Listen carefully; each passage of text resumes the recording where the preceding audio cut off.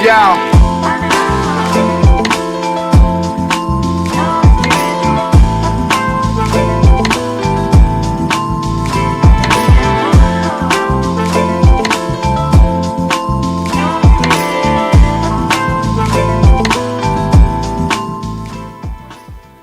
Yeah.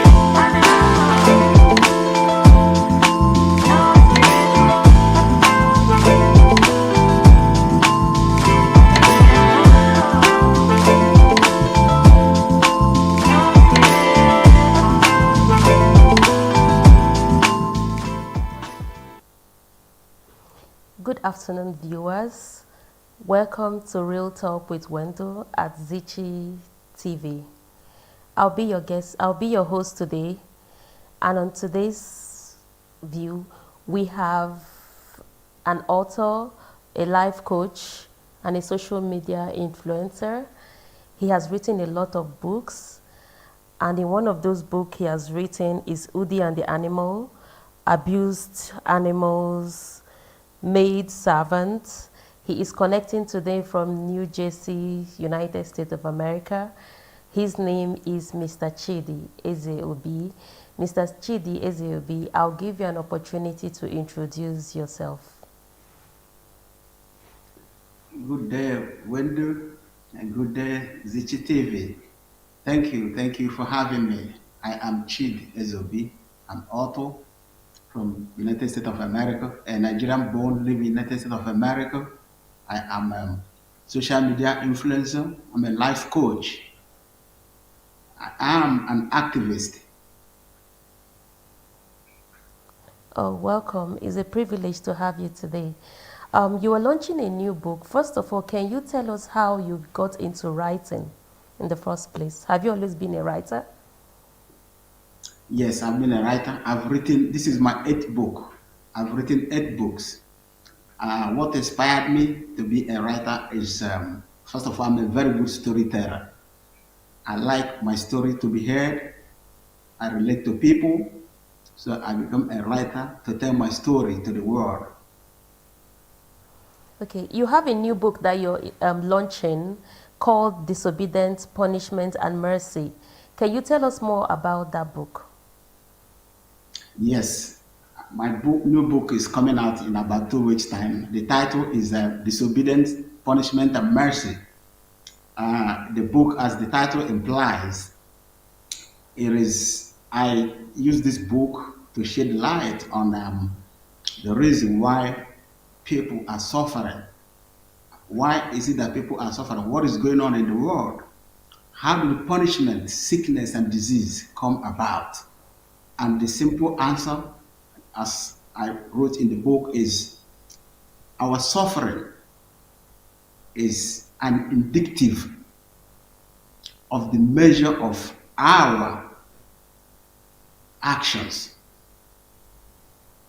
It is our actions, that's the correlation, there's a link between our actions, our reward, and the punishment, what we're going through.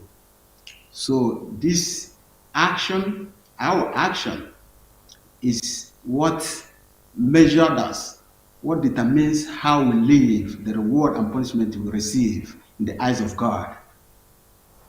Okay, what is your inspiration about this book, and what do you want people to take out after reading the book? I want people to understand that their suffering, my suffering, your suffering, everyone's suffering today is the measure of, is the indicative of the measure of their guilt in the eyes of the Lord. Whatever you do today, whether you are suffering or you are enjoying, you are cruising, it is as a result of your action. That is what the book is all about. That's what I want people to understand today. Sickness, disease, pain, and suffering that we are going through today is an indicative of the measure of our guilt in the eyes of our Creator, who is God. Okay, were there any character or event that inspired you into writing this book in particular? Because listening to you talk, I could maybe read a little bit of experience from you. So, can you give us any experience or any special event that led to you writing this book? Well, first of all, this book is about real people and the real event.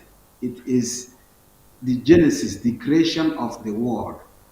How did the world come about, and how did the sin and punishment come about? And I use it as a chronological order of how the people of Israelite, how they went into slavery in Egypt, and how they were emancipated, how they were delivered and led into the promised land. As a result of their action, their disobedience, and then their punishment, and then God's mercy at last, when He delivered them. And it still applies to our lives today, to my own life. I am a living experience. I have experienced what I've lived through. I've been through pain and suffering, and I believe it is as a result of my action. And at the end of the day, I found out that there is hope, and that hope is God, is Jesus Christ, who saved us, who delivered us.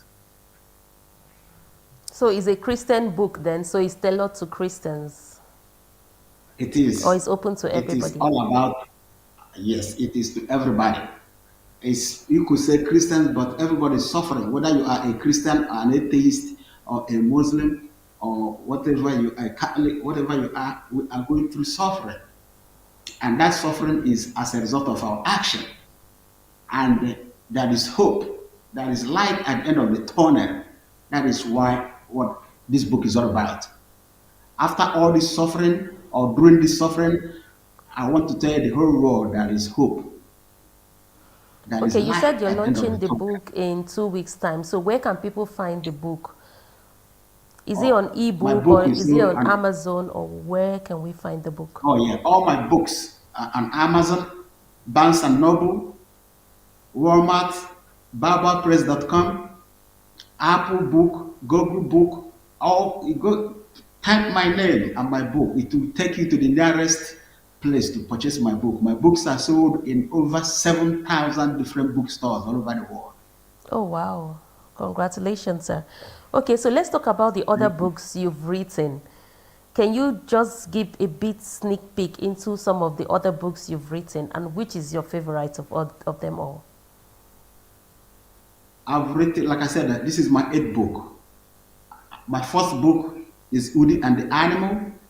It's Oh, about a young girl called Udi. Udi is trying to save the animals that are abused. So Udi played and received a gift from God, that she started hearing from, understanding the language of animals.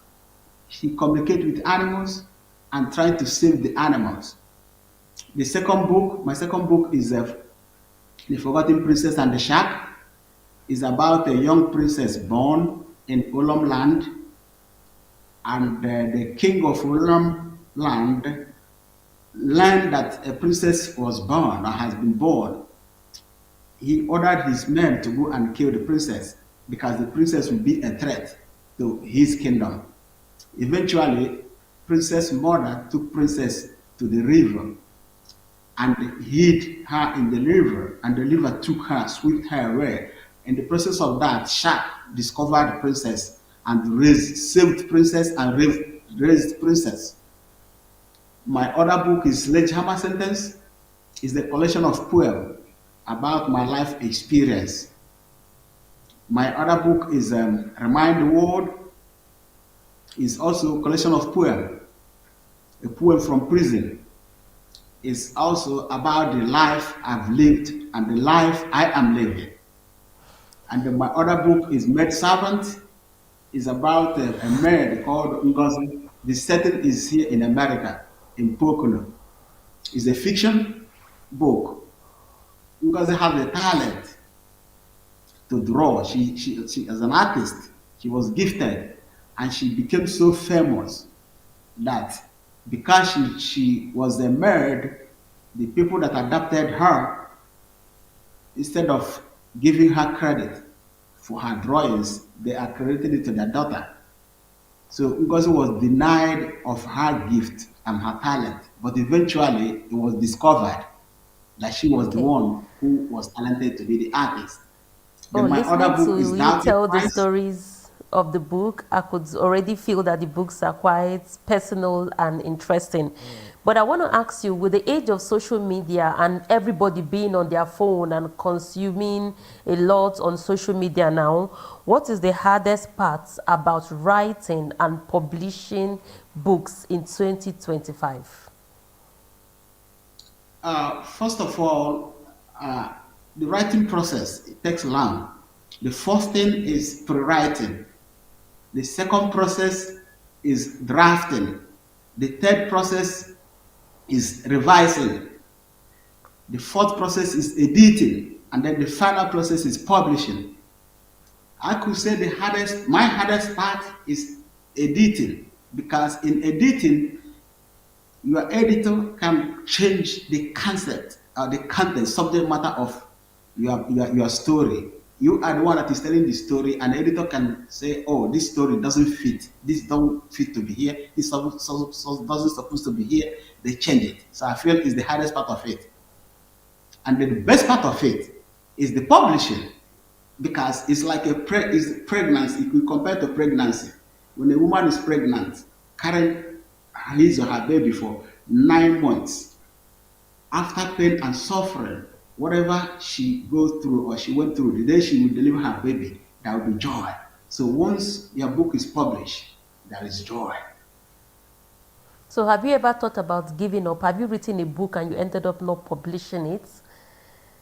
You're like, I can't do this Not anymore. really. Actually, this particular book, Disobedient Punishment and Mercy, was supposed to be my first book, but I ended up publishing it after 5 years into my writing journey. So this is the hardest I've experienced due to so many circumstances behind it. Example, it was so voluminous. It was about 40 chapters. When the editor looked at it, the editor said it's bigger than the Bible. He said I have to write it. I went back and rewrote this whole book. From 40 pages, I shrank it to 20 pages. So I wanted to give up on this, but the perseverance, I persevere because I know the message that I want to bring out to the world. And I know my aim and objective. So I insisted, and finally, this book is about to come out now.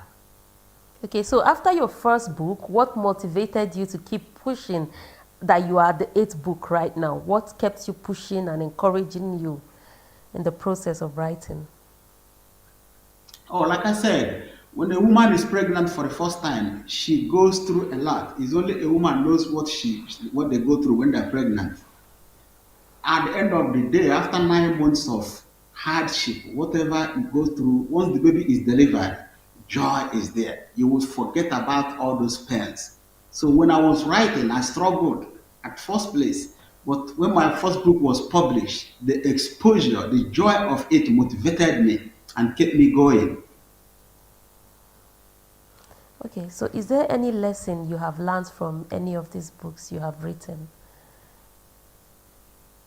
Oh yeah, I've learned the big lessons. People call me, people send me messages. I have over 20,000 social media followers, and people comment. People are going through a lot. There was a time a lady called me from California. She read my book and she was about to commit suicide. And she reached out to me, and I reached out to her and I encouraged her. I told her to cling on, carry on. I sent her copies of my books to read, and that was something big to me. So if I can change a life, one life or lives, that is what motivates me. That is what gives me joy. That is the strength of that keeps me going. Okay. We can see that a lot of the younger generations, they don't want to read anymore. And being an author and a life coach, how do we encourage the younger generation to start reading more? Because most of these books have to be read by people.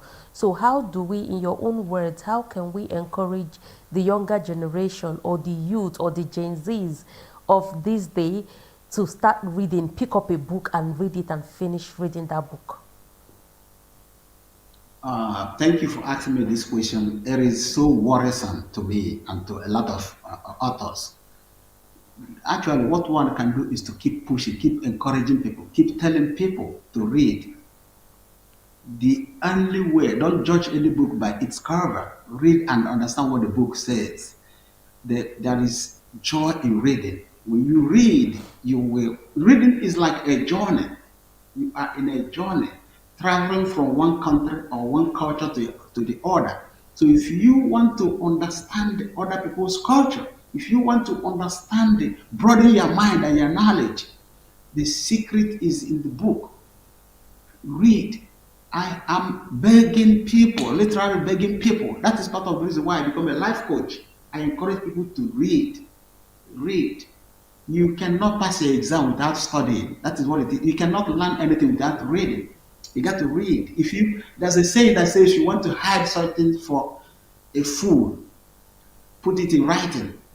So I want your generation, I want the world to know that things they want to hide from you is in the book. You go in the book, go in that book and read and understand the secret. If they want to conspire to bring down a culture, a nation, it is going to be written down somewhere. And if we read, if people read, they will unlock, they will find out how and why the history was said. History lies a lot, in my opinion. The only way you can know what history, the true and real history, truth about history, is reading.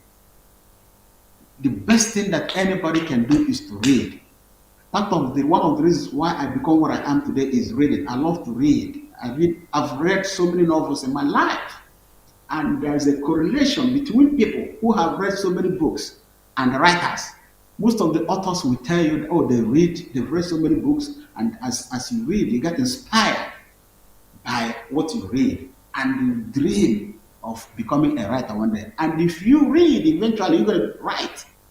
If you're going to want to be an author, a writer, read many, many books, and you will become a writer. There's no secret about it. So, who inspired you to start writing? Because based on what you just said now, you've read a lot of book and you read a lot. So, who inspired you to start writing? What was that book you read and you said, you know what, I think I can do this, and you started writing? I have read so many books. The person who inspired me is Chinua Achebe. I'm a Nigerian born, like I said, I'm from Anambra State. Chinua Achebe is from Anambra State. So being that he's from the same state that I am, tells me when I was growing up that I can be what this man is. And I've met him in person. I was lucky to meet him in person. So looking at him, I was seeing myself in him. I said, if he can do it, I can do it. But the book that transformed my life was Half of the Yellow Sun by Chimamanda Ngozi Adichie. I was reading that book and I was looking at that girl. I watched her TV interview, the documentary about her. I saw this young girl. I said to myself, I'm older than this young girl, this beautiful girl.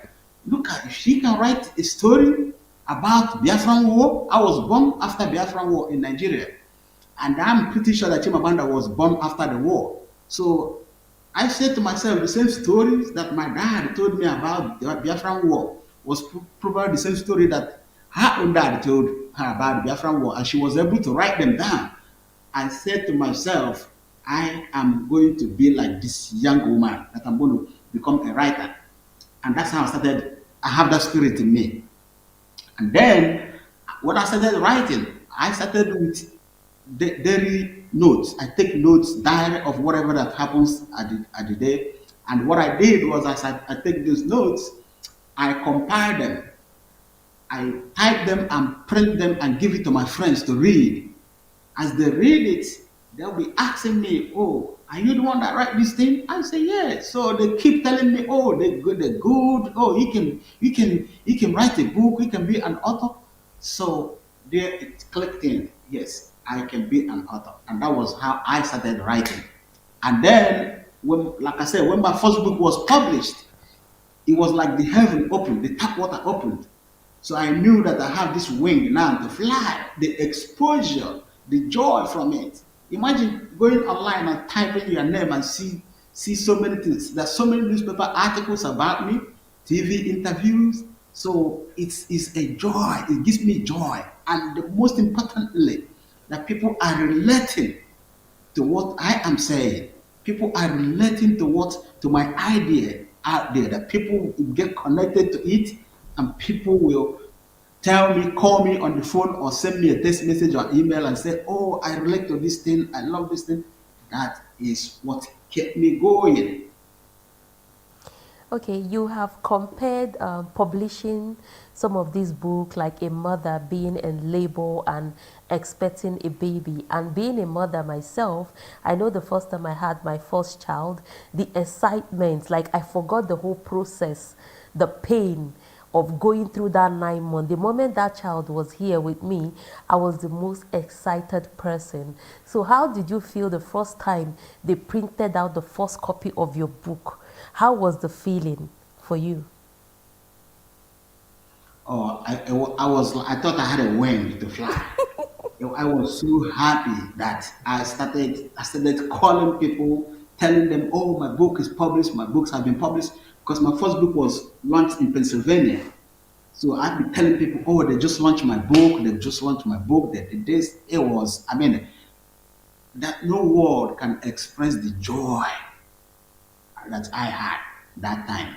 And I have that joy in me. It is still in me till today. Every time, sometimes when I'm writing, struggling, tired, I remember, oh, this book is going to be published one day and the whole world is going to relate to it. Then it keeps me going. Your brain will be pretty working every time. So where do you get your inspiration from? Is it when you're sleeping? A lot of musicians and songwriters, they tell you they get their inspiration maybe having a bath or eating, or they're in bed sleeping. So where do you get inspiration from that you just wake up and write it down? Where does it come from? Like all these books you've written are different. Like talking about it, you could see that they are related to different things. You can't just mix all of them together. You've talked about the princess and the shark. You've talked about Udi and the animal. So there are two different things. So how and where do you get your inspiration from? Okay, I'm gonna crack a joke before I answer that question. I have a very good friend I grew up with. When I published my first book, I sent this book to her. She read that book and asked me, say, how did you write, how did you come up with this story? How do you, I said, when I was sleeping, I said, an angel came to me and knocked on my head, and knocked at the door and opened my head and installed this book for me. Gave me a pen and pencil, and then I started writing. Then when I woke up, it was a book. So we laughed over it. The truth of the matter is, when I sleep, I think. When I remember something, I put them down. And like I said, I've read so many books. I'm a very good storyteller.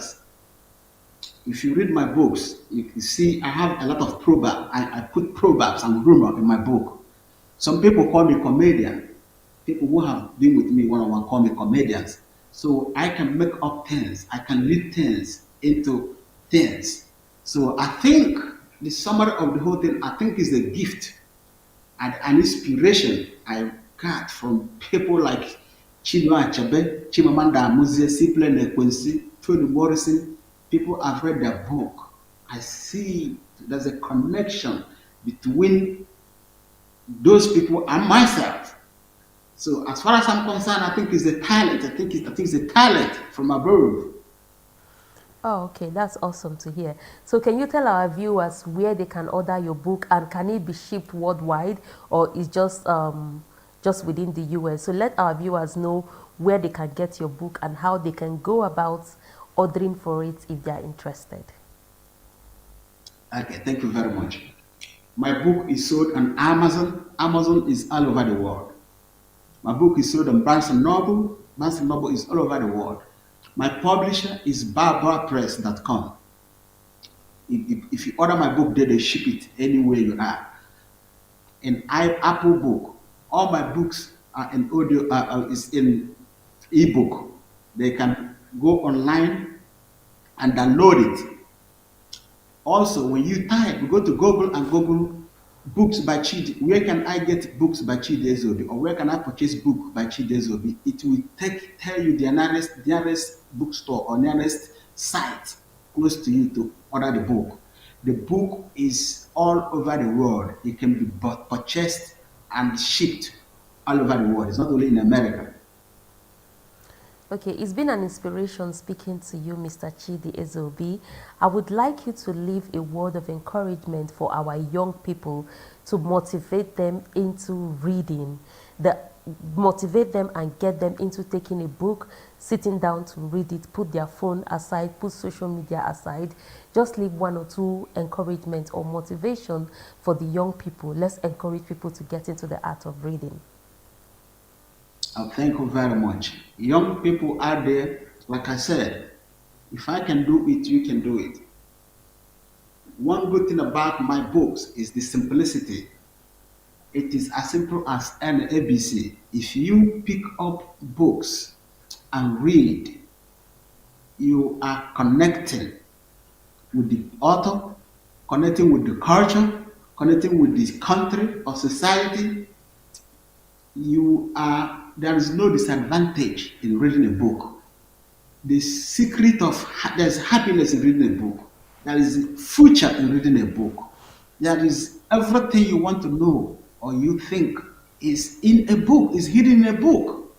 I am encouraging people, youths, everybody, young and old, adults, read. It is easy to read now. Most of the books are on ebook and the audiobook. My books are coming out. By next year, all my books will be on audiobook. So even if you cannot read, you can listen. You can download it and listen to it. So the advantages of reading is incomparable to anything. If you want to make it, think about it. People who are in school or people who are opportunity to go to school, people who are the best students, the A students are the people who study, people who read their book. If you don't read their book, you cannot understand what the teacher is saying or what the book is saying. You won't know how the world works, how life functions. Smartest people on earth are people. Ask them, they will tell you, oh, I read this book, I was inspired by this author or this writing. Everything we know is practically in the book.